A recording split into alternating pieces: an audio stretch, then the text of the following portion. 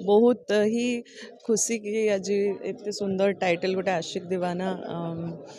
माने बहुत ही romantic title आउ तार आज मुहूर्त हो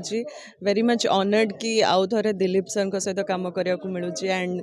the legendary producer Pramod sir सहित काम करने को मिलूँ एंड पूरा टीम ही बहुत बढ़िया दीपक को एक्टर अच्छा सहित आगु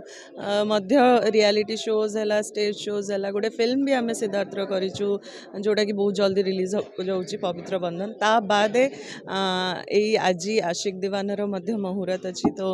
होपफुली बहुत बढ़िया काम हम बहुत बढ़िया से आपण मैंने फिल्मटा जो कंप्लीट होगी हॉल रे रिलीज हम आपण मैंने देखिए एंड ढेर सारा भल पाइबा दुईटी हिरोइन अच्छे आपण अच्छा चैलेंजिंग हम आपण तांको कैरेक्टर तांको जगह मो कैरेक्टर मो जगह दीटा अलग अलग डेफिनेशन अलग अलग चरित्र फिल्म रे एवं सेटा मु एबे कहले तो स्टोरीटा रिवील हो तेणु एबे कहबिनी सेटा पई आपन को टिके अपेक्षा करिया को पड़िबो फिल्म देखिया को पड़िबो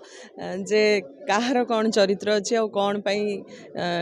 किए कौन चरित्र प्ले कर थैंक यू